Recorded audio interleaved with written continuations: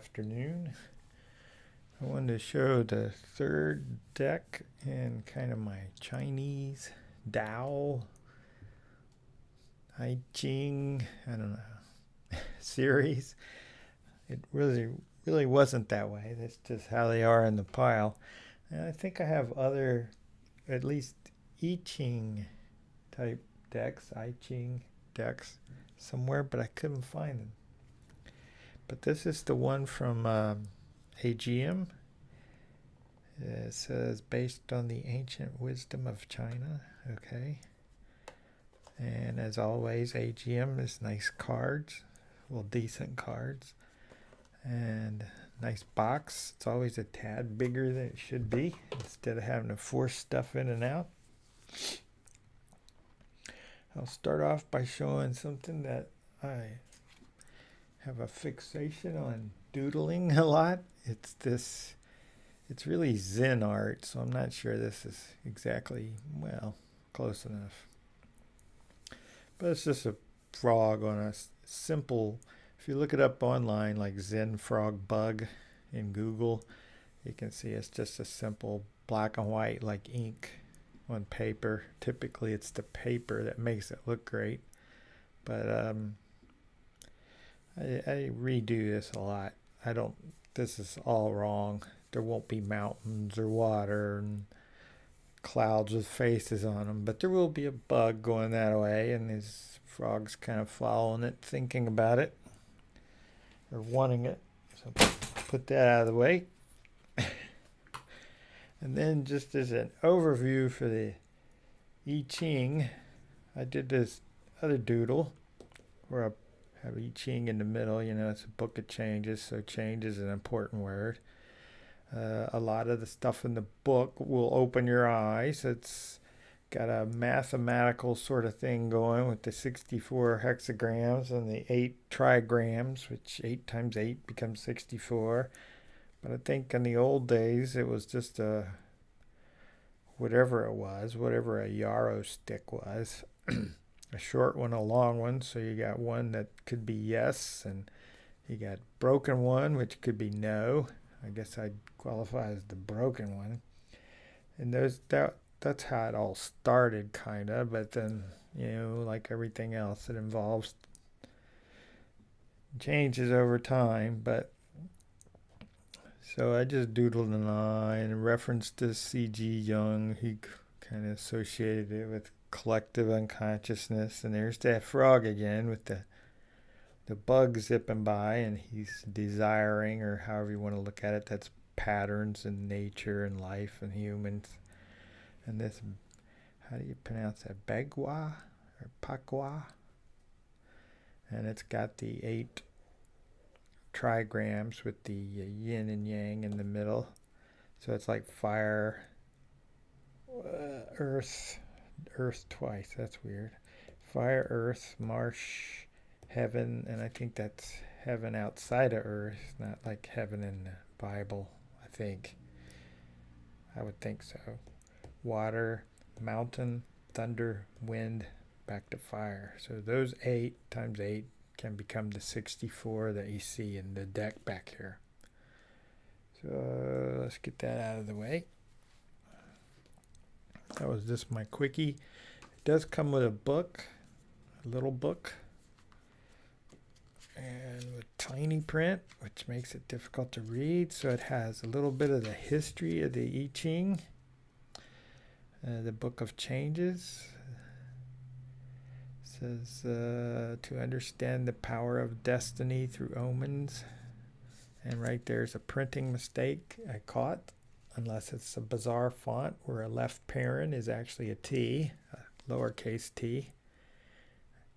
It's just a left parent with no closing parent. I won't read that. I was going to read this. How an oracle functions is something not yet known to modern science. I'm not sure why you'd want to associate oracle with science, but they always go off into that quantum physics, justify that. That can justify anything. That and chaos theory. I'm not really into all that, but the lines of change from which the 64 hexagrams are created. We'll get to that, I think. Basically, in this way of doing it, you're going to pull out two cards. One card will be like now, and one card's, they say future, but it's kind of like, I don't know, it's like a trend. It's like where you might want to go if you think about this. And then you look at the two cards and you see which lines, because these go from 1 through 6 on every card, even though it gets tiny sometimes. There's 1, 2, 3, 4, 5, 6 lines. And you can see they're either broken or they're solid. Almost like Morse code, kind of, but not exactly. And you compare the two, and then you see which ones aren't the same, and then that's the ones you read from in this book. And maybe there's a way you could take your regular I Ching book, one of the ones I have, and do it that way. But I think they're saying this is like an introduction into this, with something to look at that's pleasing to the eye, like these calligraphy drawings. And let's see, I highlighted the cards also offer something for the visual senses, stimulating your sense of fantasy and cultivating an optical bridge to intuition. And then this is the part where it kind of explains about the pulling the two cards and looking for the different lines. And maybe I'll do that at the end if there's enough time. I highlighted knowledge of future change will only be a consideration once that future has become the present. In other words, when you compare the two cards, you're going to look up the differences, but you're going to look up those lines of change in the first card. In other words, the card that represents now, the present. You're not going to look it up in the second card, the future card. Put it that way. And then that's it. There's 10 pages of background and about 2 pages of how to use it in this setup. And then from 10 on through the very end, it's basically those lines of change for each card, all 64 cards. So it's 114 pages. And maybe we'll try that. But here's the first, and they do not make it easy to read some of these numbers. Here's the first 16 cards. Scarecrow. I do like that one. I think I've seen that. In fact, that looks a lot like what the Kindle logo is for if you have Kindle books. That's a nice one. I don't think I could do some of these. I really, really don't. And let me remind myself of what the examples are so I can pull them out as we go through the cards. We're looking for 36 and 42. So I don't think that's in the next group here. Next group goes up to, is that in the picture? It goes up to 32. What did I say? 36 and 42.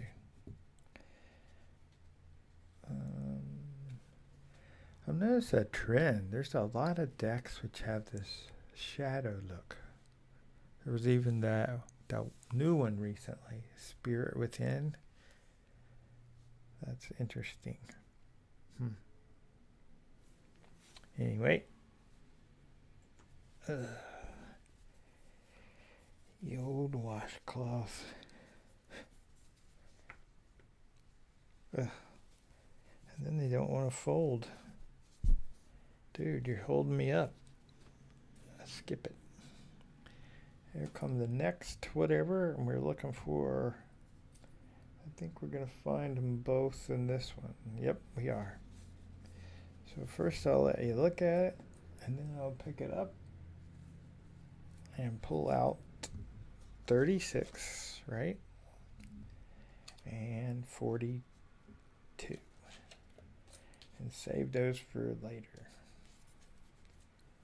But that's what they look like, 36 and 42. Put them down here out of the way. See if that's straight. I like that one. With the scales balanced. I like that one. That one seems a bit beyond just calligraphy. Oh, we still got more. Okay, this is what? 49 through 64. Let's pick up one so you can see the. Well, I got these to do. It's a cauldron almost. Whacking a big drum. That's a nice one. That's iconic, I think. That's also the box. Yep, sure is. See how you get a lot of space?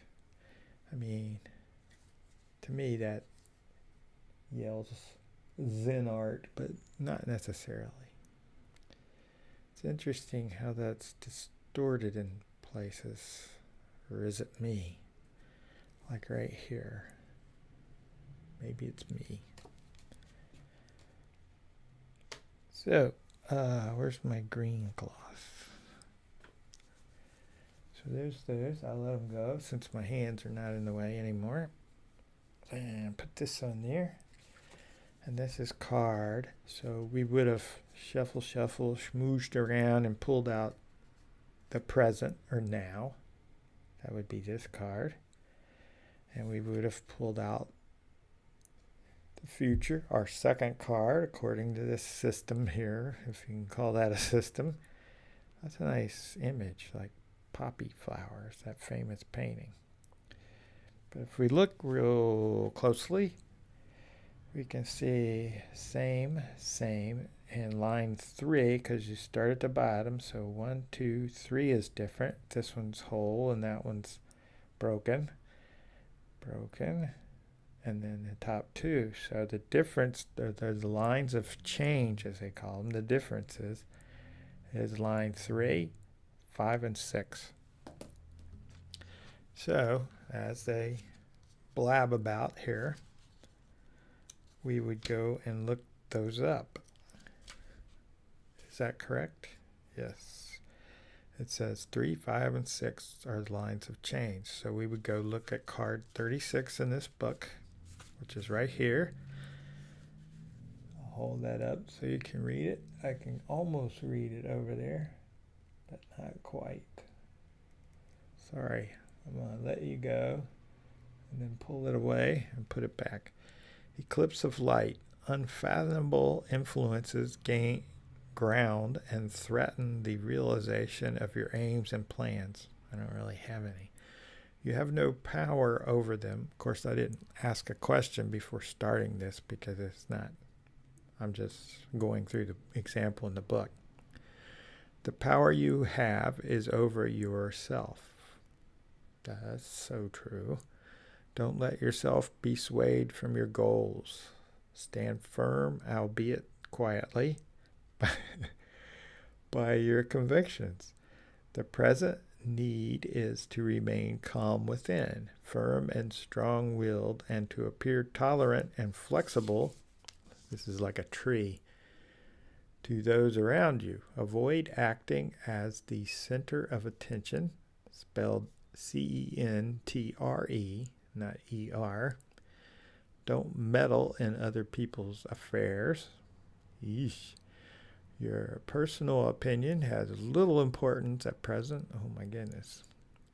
Demonstrate to others once more that the existing conflicts are of a passing nature.